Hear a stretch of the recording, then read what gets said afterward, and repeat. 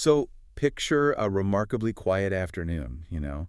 The wind is just sort of moving softly through the lush green leaves of this massive ancient tree right near the center of town. Right, it paints a very specific picture. Yeah, and beneath it, hanging by two thick, really worn ropes, there's a lonely wooden swing. Just completely empty.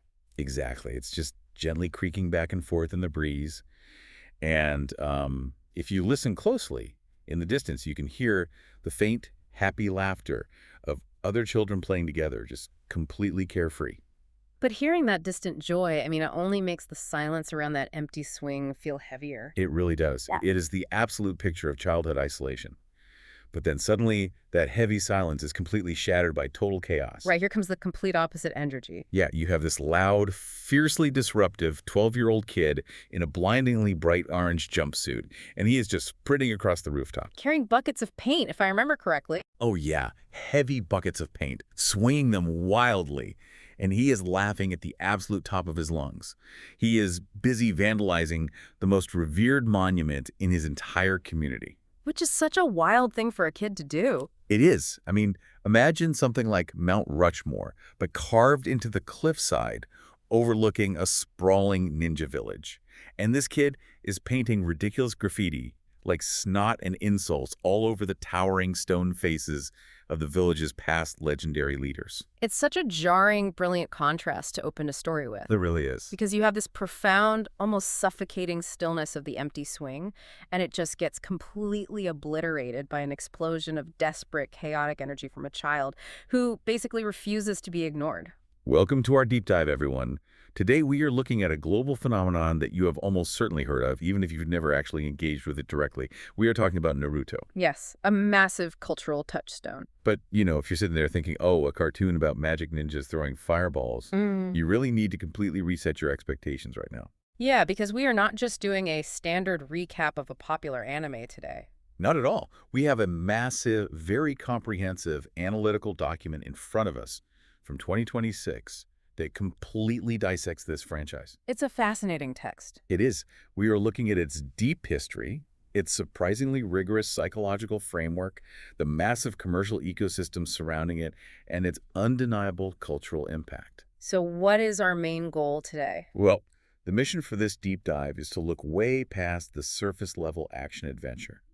We are going to explore its profound underlying thesis. Which is heavily rooted in psychology, right? Exactly.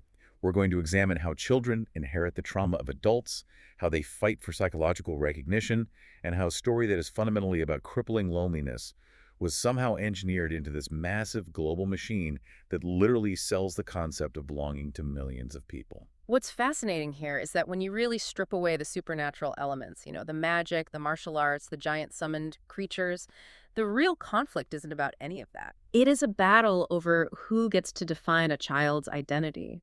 Oh, wow. Yeah, I mean, the entire narrative is built on the premise that children are born into adult conflicts they did not create. They're handed massive historical burdens, and then they are judged by the adult world on exactly how well they survived the inheritances they were basically forced to carry. Okay, let's unpack this. Because framing this story as a masterclass in childhood psychology and institutional failure, Yeah. I mean, that completely changes how you watch it. It recontextualizes everything. It really does.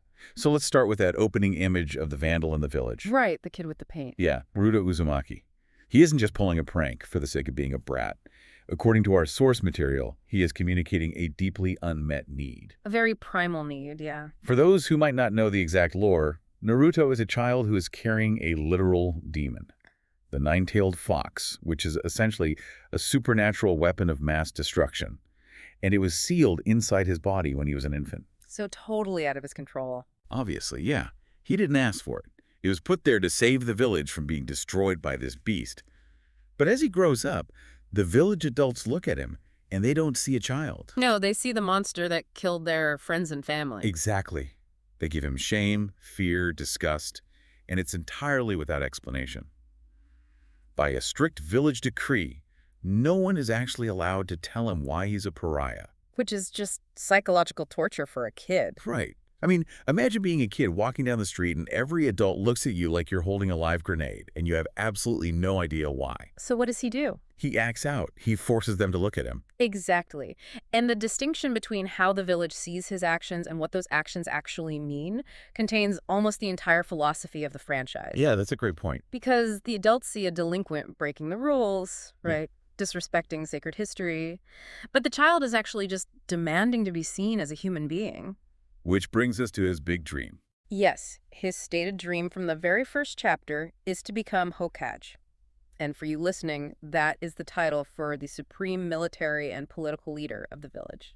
But as the analytical text points out, this dream isn't born from some sophisticated theory of governance. No, not at all. He doesn't want to be a politician. He Mhm. doesn't, have a tax policy in mind. Right, he's a 12-year-old kid. It is a desperate emotional fantasy. Yeah. He believes that if he sits at the absolute top of the social hierarchy, if he becomes the most important, respected person in the entire village, Then they can no longer ignore him. exactly, they can't look at him with that cold, terrifying hatred anymore. I love how the analysis breaks that down because it's just so relatable. Totally. I mean, think about the most disruptive kid you knew in middle school. Oh, absolutely. You know the one. The one who's always acting out, getting sent to the principal's office, pulling fire alarms.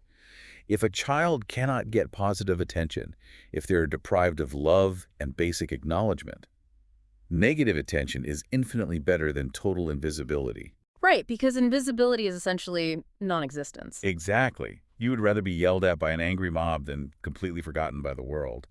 But, it makes you wonder about the nature of his bravado. Yeah, the document explores this really well. It asks this great question. Yeah. Is Noruto's loud, boastful confidence, this constant screaming of, I'm going to be the greatest Hokage, is that actually real? Or is it just a defense mechanism? Right.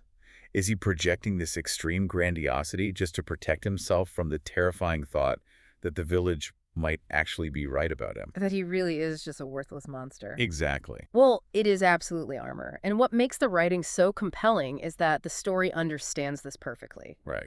Think about the quiet moments in the show.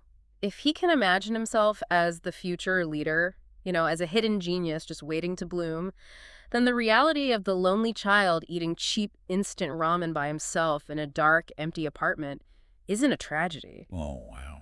He isn't a monster, he's just undiscovered greatness. That is such a powerful reframe. The psychology here is highly persuasive because adolescent identity isn't formed in a vacuum. It is formed through social feedback. Right. We need mirrors. Exactly. And when society gives you nothing but rejection and fear, you generally have two choices. You either internalize it and collapse into yourself, or you rebel against it as loudly as possible to rewrite the narrative. And Naruto obviously chose to be loud. Very loud. Right. But what if a child makes a different choice? Because that desperate need to be seen, to figure out who you are when society has already slapped a terrifying label on you that isn't just Naruto's problem. No, it's a systemic issue. That struggle is the engine that drives the entire supporting cast. Yes. If you were wondering how a story about a kid in an orange tracksuit sustains hundreds of episodes, it's because the source document argues that the other characters in this world aren't just secondary fighters thrown in for cool, flashy action scenes. You're much more than that. Right, they represent distinct, fully realized psychological adaptations to childhood trauma. The supporting cast basically acts as a developmental map. They do. And they function as dark mirrors of what Naruto might have become, or really what any isolated child might become under intense systemic pressure. So true. Let's look at a character named Gaara of the Sand. Oh, Gaara's fascinating. He is. For you listening, Gaara is the clearest counterfactual to Naruto in the entire series. Like Naruto, Gaara had a massive, destructive, tailed beast sealed inside him at birth. Same exact starting point. Exactly. He was feared, hated, and completely isolated by his village. But here is where the developmental paths diverge. Yikes. While Naruto acts out for attention, Gaara experiences a catastrophic, traumatic betrayal by his own uncle, and his uncle was the one single adult in his life who ever showed him kindness or care. Which is just devastating. It is. When his uncle tries to assassinate him, Gaara concludes that love is a fundamental lie. He decides that the only way to validate his own existence is to become a literal predator. Wait, a predator? Yes, he kills people to confirm he is alive. Because if others fear him, it proves he has power and that he is real. So while Naruto becomes loud to attract connection, Gaara becomes violent to confirm total, unbridgeable separation. And the way the story translates that psychology into the actual mechanics of the world is just brilliant. It really is. Explain to the listener how Gaara actually fights, because it perfectly illustrates your point. Right, so Gaara fights using sand that he carries in a massive gourd on his back. Like a giant backpack. Exactly. But what's crucial is that the sand acts autonomously.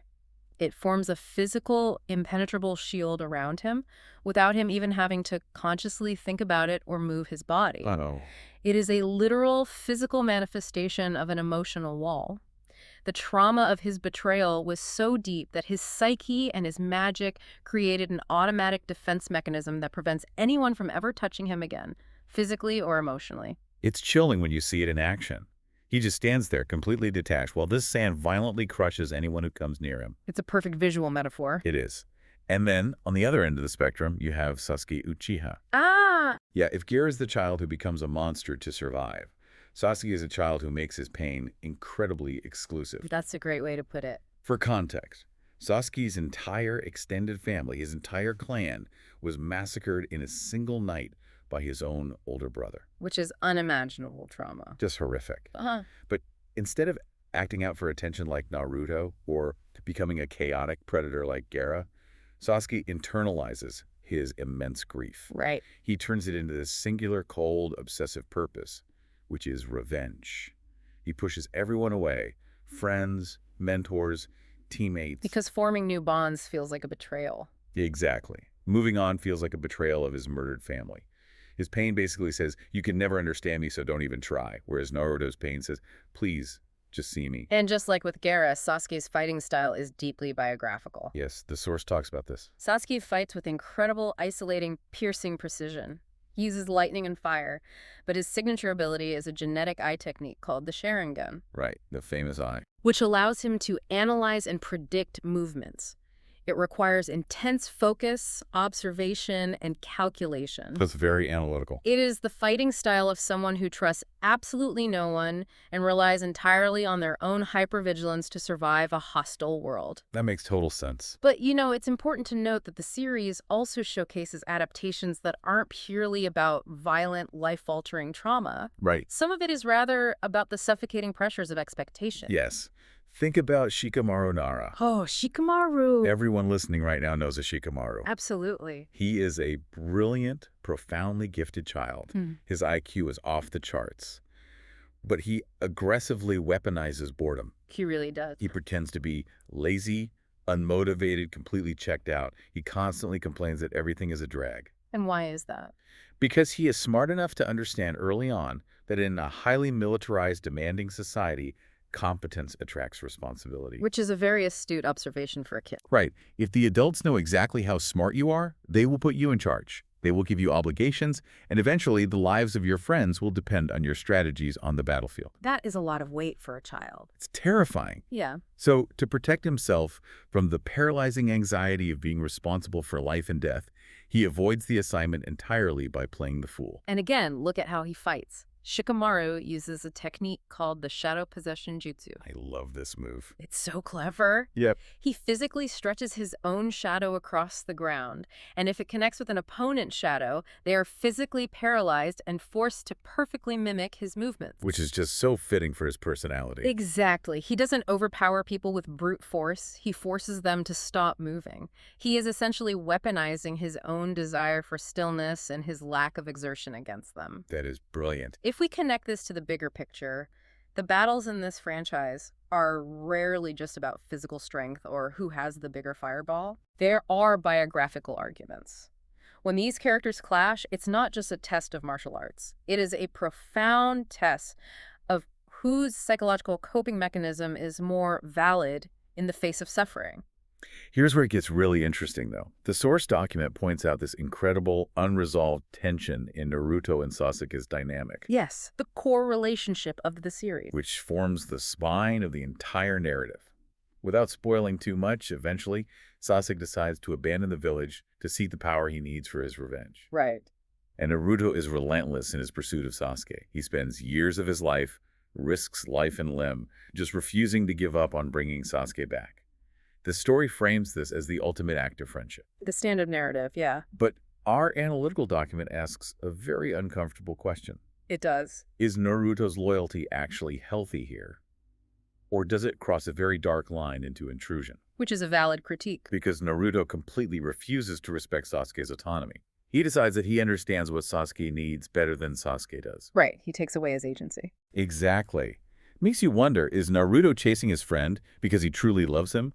Or is he chasing him because losing Sasuke means Naruto's entire philosophy of connection is flawed? Oh, that's deep. Right. If Sasuke can't be saved by the bonds of friendship, then Naruto's worldview collapses. And he might actually have to face the isolation he fears so much. I think you're hitting on the central friction of the narrative, but I would argue against viewing it purely as possessive intrusion. Okay, I'm curious. I hear you, and the discomfort is absolutely real and useful for the audience to process. However, consider the alternative within the context of their world. Which is a very violent world. Exactly. Yeah. In a world trapped in a literal historical cycle of blood vengeance, where punitive justice just creates another orphan who will seek revenge tomorrow, the narrative argues that respecting someone's autonomy to destroy themselves and others isn't actually care. Huh. That is a really interesting way to look at it. Right. Naruto isn't just trying to preserve a bond. He is trying to break a historical cycle. Yes, care can become possessive. But when someone you love is walking into an abyss of hatred that will inevitably result in more death. Radical intervention is required. Exactly. Radical, relentless, even intrusive intervention might be the only way to save them.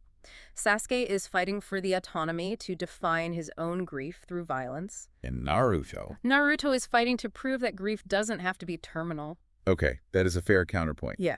It's the difference between, letting a friend walk out into a blizzard because it's their choice versus dragging them back inside where it's warm, even if they're kicking and screaming. That's a perfect analogy. But while the boys in the story, Naruto, Sasuke, Gaara, Shikamaru, are given these vast, complex ideological and psychological landscapes to explore and debate through combat. Yeah, we have to address the elephant in the room. Yes. The text points out a glaring, frustrating disparity in how the story treats its female characters. We really need to talk about the girls in this franchise. We do. And what the 2026 document sharply refers to as the limits of narrative permission. This is perhaps the most frequent and valid criticism levied against the franchise. And the source material is highly critical of the unequal treatment of female characters, particularly Sakura Haruno, who is the third member of Naruto and Sasuke's central team, and Hinata Hyuga. So what exactly is unequal narrative permission? It essentially means that while male characters are allowed to carry the weight of political ideology, historical consequence, deep existential trauma, and world-shaping ambition. The girls are not. Right. Female characters are frequently denied that independent narrative center. They are not permitted to drive the ideological plot forward on their own terms. Right. Let's look at Sakura as the prime example. On paper, she is phenomenal. Extremely capable. She is highly intelligent, boasts perfect control over her energy, and eventually trains under a legendary leader who also happens to be a woman, Tsunade. Yes, the fifth Hokage. And Sakura becomes an elite, incredibly powerful medical ninja. She can literally shatter the ground with a single punch and heal fatal wounds. She is a powerhouse. But despite all that massive technical capability, her emotional narrative is repeatedly, almost obsessively, forced to organize itself around the boys. Her ambitions are constantly subordinated. Exactly.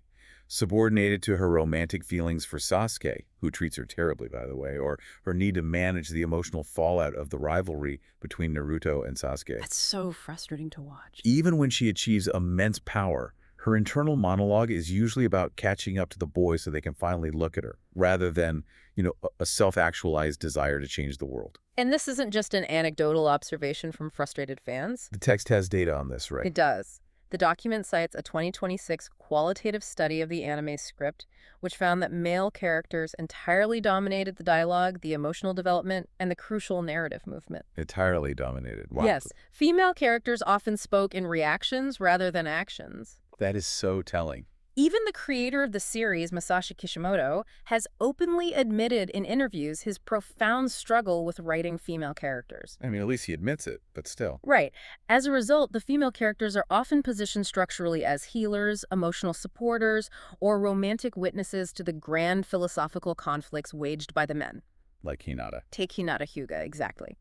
Her primary defining characteristic for most of the narrative is her intense, cripplingly shy admiration and romantic love for Naruto. It's her whole personality for a long time. It is. Her growth is framed entirely through how much she is inspired by him, rather than an internal fire of her own. It's such an incredible irony. Because think about it. Here is a show that so brilliantly and delicately breaks down toxic masculinity. It really does. It allows its male characters to cry openly on screen, to grieve deeply, to rely on their mentors, to hug each other, and to be profoundly emotionally vulnerable without losing their status as warriors. That was highly progressive for the genre. It was. But then, having done all that progressive work for the boys, it somehow boxes its incredibly capable girls into this rigid 1990s shonen anime trope. Yeah, it's a huge blind spot. It's exactly like giving someone the keys to a multi-million-dollar Ferrari, but telling them they are only allowed to drive it in a tiny, cramped grocery store parking lot.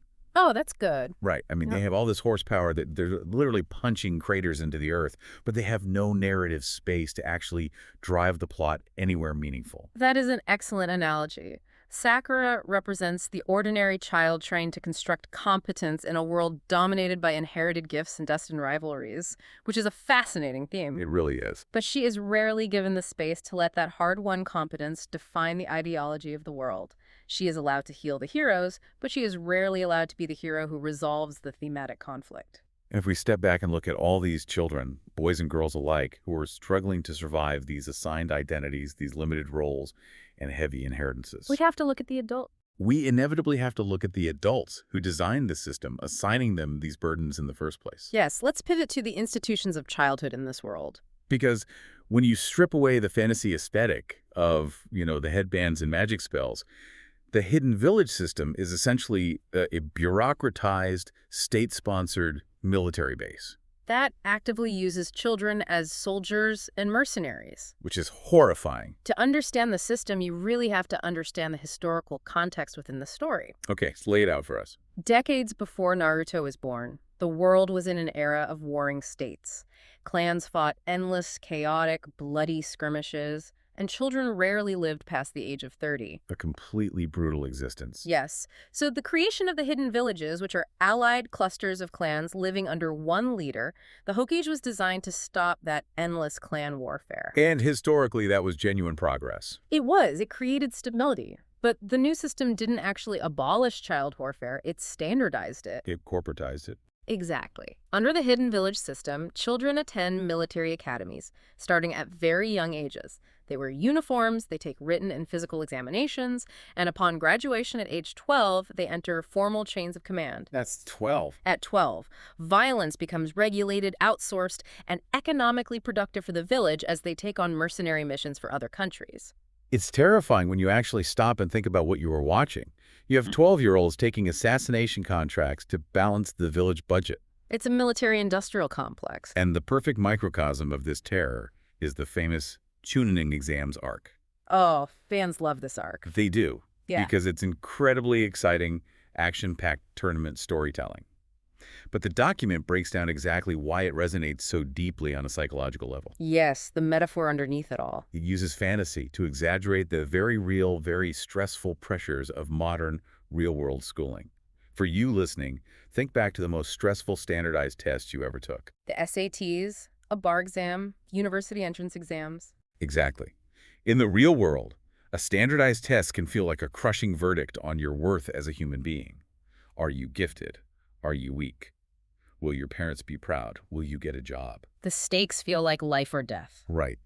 And in the world of Naruto, those ordinary, universal developmental fears are transformed into acute, literal physical danger. Precisely. Let's look at the first phase of the Chunin exams, which is a written test. Just a normal pencil and paper test, supposedly. Right. The proctor, who is a terrifying adult ninja, sets rules that seem impossible. The questions are so difficult that a 12-year-old couldn't possibly know the answers. So they're set up to fail. And if you are caught cheating, you are expelled. But the secret of the test, the unwritten rule, is that they actually want you to cheat. Wait, really? Yes. It is actually a test of information gathering. You are supposed to use your ninja skills to steal the answers without being detected by the guards watching you. That is wild. It is a profound psychological torture chamber for a child. It forces them to question everything they have been taught about rules and authority. Oh, man. And then the final question is presented with a threat. What's the threat? The proctor says, if you get this wrong, you will be barred from ever advancing in rank for the rest of your life. You will be a failure forever, but if you walk out now, you can try again next year. So it's a massive gamble. It forces the child to gamble their entire future on a single moment of nerve. Failure in the Chunin exams doesn't just mean a bad grade on a report card. It means public humiliation, severe physical injury in the later combat rounds, or literal death in the forest of death survival phase. And the adults who are presiding over this brutal system, the ones actually grading these children, are themselves deeply flawed, broken people. They are not okay. No. They aren't the infallible, wise, Gandalf-like figures you often see in traditional children's fantasy media. Look at Kakashi Hatake. Yes, the elite mentor assigned to Naruto, Sasuke, and Sakura. On the surface, he looks cool. He has gravity-defying hair, a mask covering half his face, a mysterious eye. But when you dig into his history, It is remarkably grim. he is a high-functioning survivor of immense trauma. He lost his father to a highly publicized suicide when he was a young boy. Which is a heavy burden for a kid. And later, his teammates were brutally killed in war. And one of them actually died by Kakashi's own hand in a tragic battlefield scenario. It's just wave after wave of trauma. So how does he cope with being a child soldier who saw that much horror? He performs competence. He follows strict routines. He is chronically famously late to everything. And the subtext reveals he is late because he spends hours standing silently at the memorial stone for his dead friends. That's heartbreak. He reads trashy romance novels in public to appear aloof and detached. He hides his unresolved grief behind a literal physical mask that he never takes off. Kakashi represents an adult condition that is very real and very sobering for a younger audience to process. Cheers. That survival is not identical to healing. Oh, that's profound. You can be highly productive, immensely respected by your peers, and completely functional in society, while still organizing your entire internal life around an old, bleeding wound. Wow. He is the institutional ideal of a soldier, but he is a psychological tragedy. But then you contrast Kakashi with Iruka. Yes, Naruto's academy teacher before he graduates. Iruka is not a legendary ninja. He isn't the strongest fighter. He has no special bloodline. And he doesn't teach Naruto any secret magic techniques. He's very ordinary in that sense. But he does the most foundational, revolutionary thing possible in a child's life. He recognizes Naruto before Naruto achieves anything of value for the state. Yes. That scene in the very first episode where Iruka saves Naruto is incredible. That makes me emotional every time. It is the emotional bedrock of the franchise.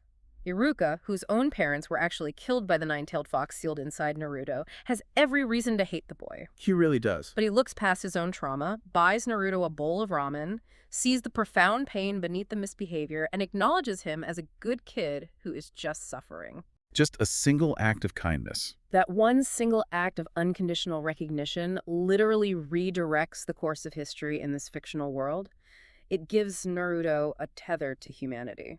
It perfectly illustrates the psychological research mentioned in our source text, which is that childhood resilience is deeply, inextricably tied to having at least one stable, committed relationship with a supportive adult. That is exactly right. But this brings me to a major point of friction I have with the story. Oh, what is that? Your earlier breakdown of the Chunin exams and how these adults are functioning in this mercenary state, it raises a massive political question. Okay, let's hear it.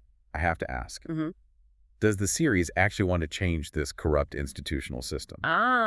Because we are talking about a system that seals demons inside infants, sends 12-year-olds to the forest of death, and monetizes assassination.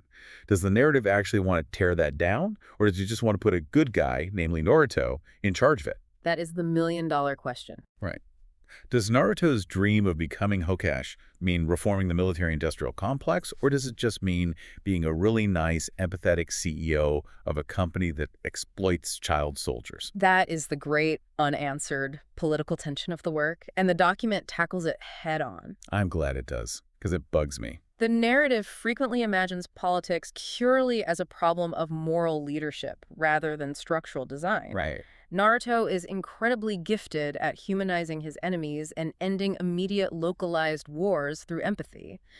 But the story asks us to trust that a fundamentally flawed, violent institution will magically become just and peaceful so long as a sufficiently empathetic hero is sitting in the big chair. Which is just not how systems work. No, it never fully dismantles the academy that trains children to kill. It just promises that Naruto will be really sad when he has to deploy them. Exactly. It's a Band-Aid on a bullet wound. But you can't have a massive system that routinely grinds children into weapons without massive collateral damage. Absolutely not. And that collateral damage doesn't just disappear, it grows up. Yes, it does. Which is exactly how this franchise handles its antagonists.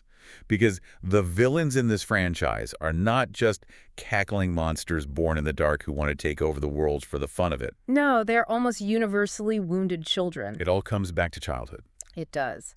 The franchise has a very specific, recurring philosophy of pain.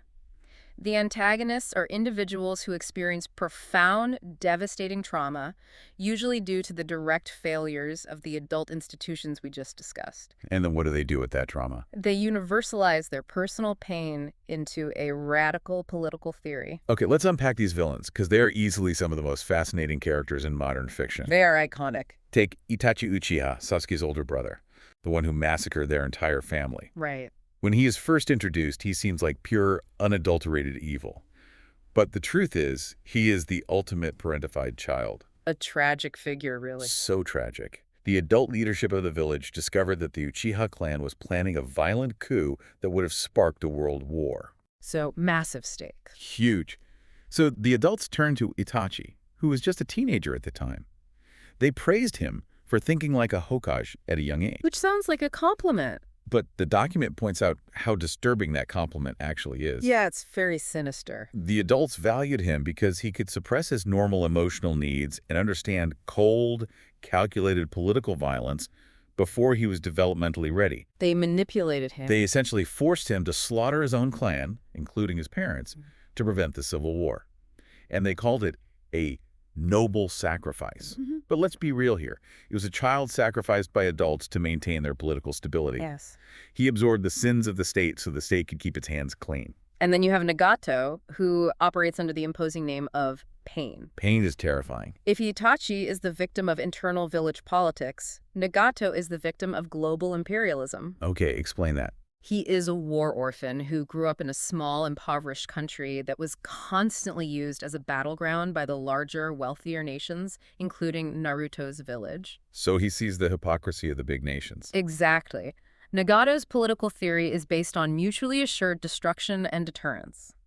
Through a legendary eye technique called the Rinnegan, he commands incredible godlike power. And what's his plan? He plans to capture all the tailed beasts, including Naruto's fox, and use them to create a weapon so terrifyingly powerful it can wipe out a nation in an instant. Like a nuclear deterrent. Precisely. Why?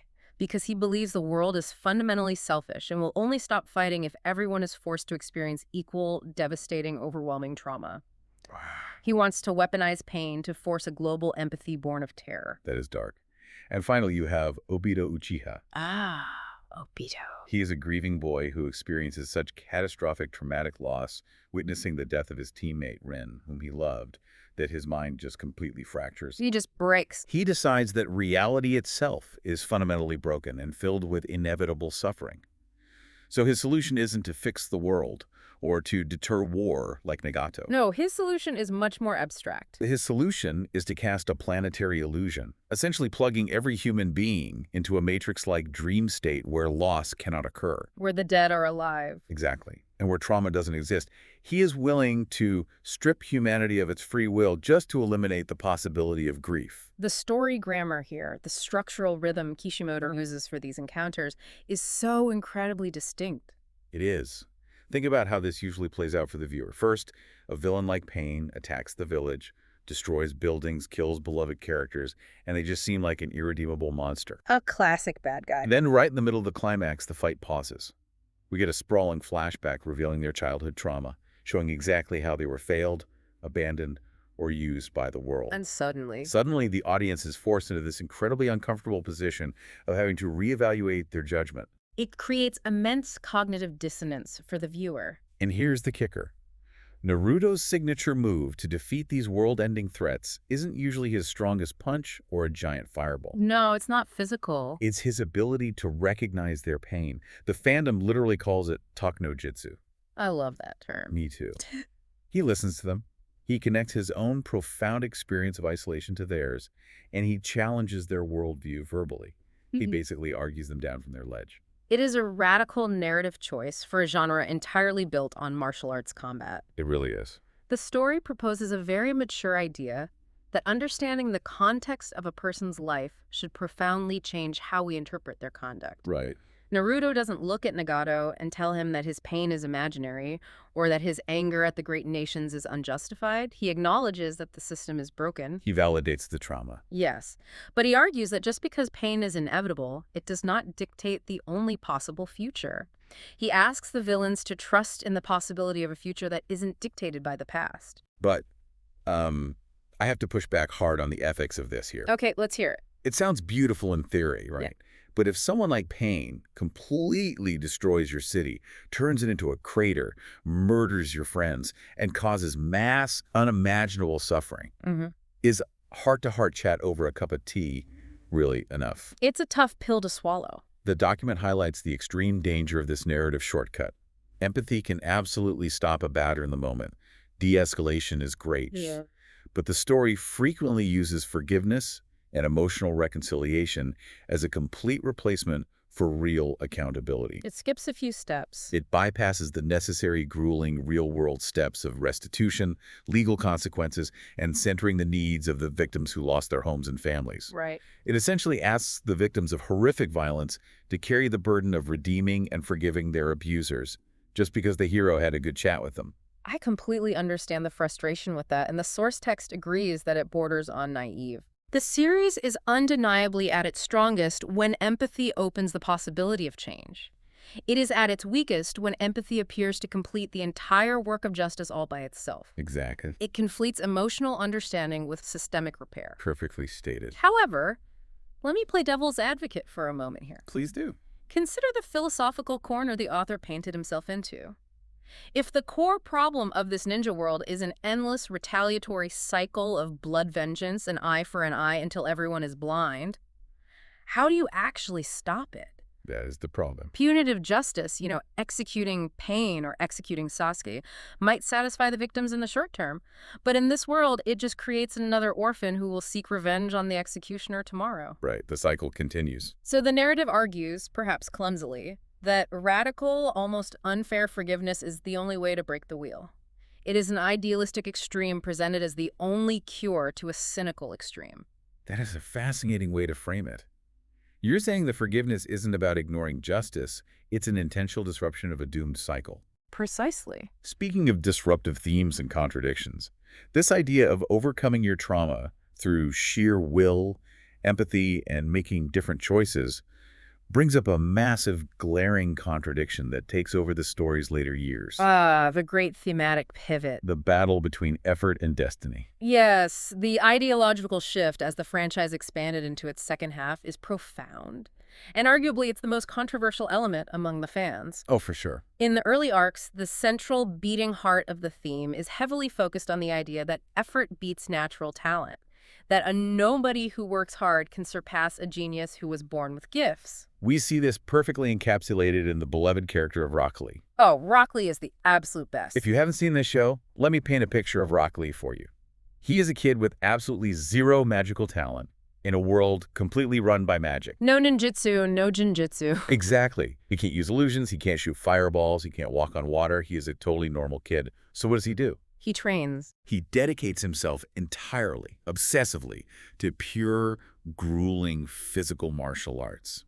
He embodies the ultimate underdog fantasy. He really does. And during the Chunin exams, he is contrasted directly with Neji Hyuga. A classic foil. Neji is a recognized, peerless genius. But Neji is trapped in a cruel family caste system. Because of the branch of the family he was born into, he has a literal curse mark branded onto his forehead. Which is pretty intense for a kid's show. It is. And his purpose is to serve the main family, even if it means dying for them. Neji believes that destiny is fixed at birth. He believes that a failure will always be a failure, a genius will always be a genius, and trying to change your lot in life is mathematically impossible. And the ideological clash between these characters is legendary. It's one of the best fights in anime. Rock Lee fights by literally dropping massive, debilitating training weights from his legs to reveal blinding speed born of pure, agonizing repetition. Yes. But it's actually Naruto who ends up fighting Neji to resolve the thematic argument. Which is important to note.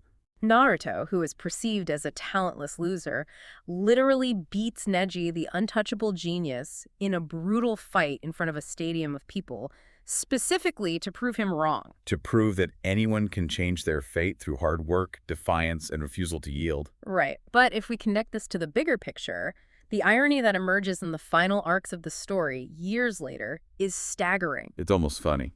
The narrative originally positions Naruto as the ultimate overlooked underdog who succeeds despite having no conventional advantages, relying only on guts. But eventually, As the mythology expands, the story reveals that Naruto is actually the son of the fourth Hokage, a legendary hero. right. He is a member of an elite, genetically powerful lineage known for massive stamina. Okay, strike two.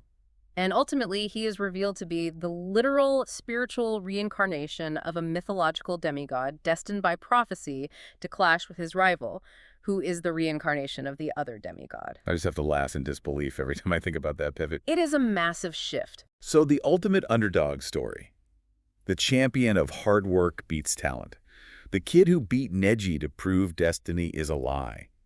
Actually ends up being about a kid with the absolute best genetics, the most powerful monster inside him, and a predetermined spiritual destiny handed down by the gods. Yes. It is exactly like a self-made billionaire giving this incredibly moving, tear-jerking motivational speech about pulling yourself up by your bootstraps, working 100-hour weeks, sleeping on the floor of your office. Oh, I see where you're going with this.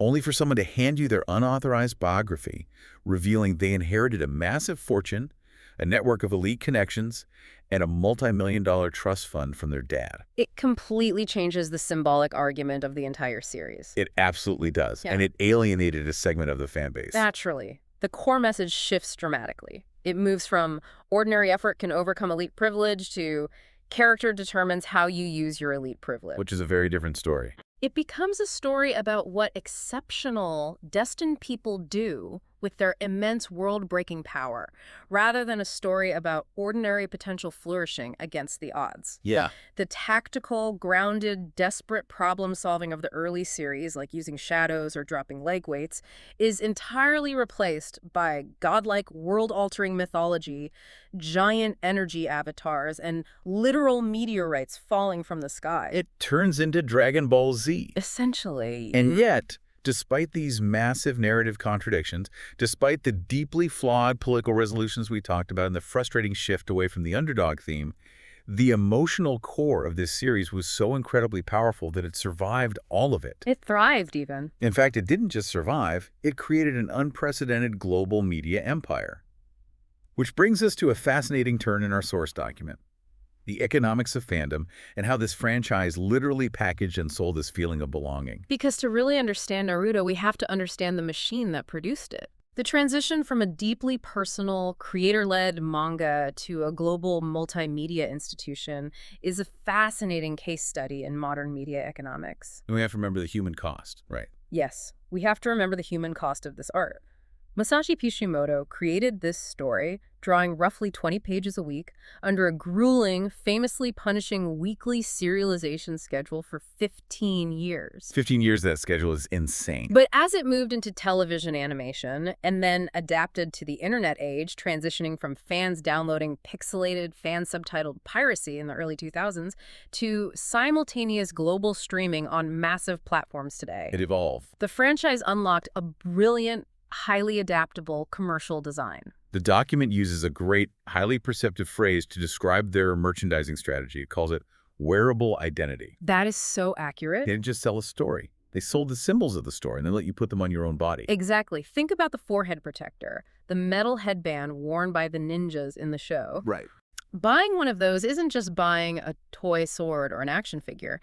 The act of Tying it around your head mimics the in-universe rite of passage for becoming a recognized ninja. It's initiation. It signifies village membership. It says, I am part of this community. Or look at the black and red cloud cloaks worn by the villainous group, the Akatsuki. Those are everywhere at conventions. Wearing that cloak at a convention signifies a dangerous, cool outsider identity.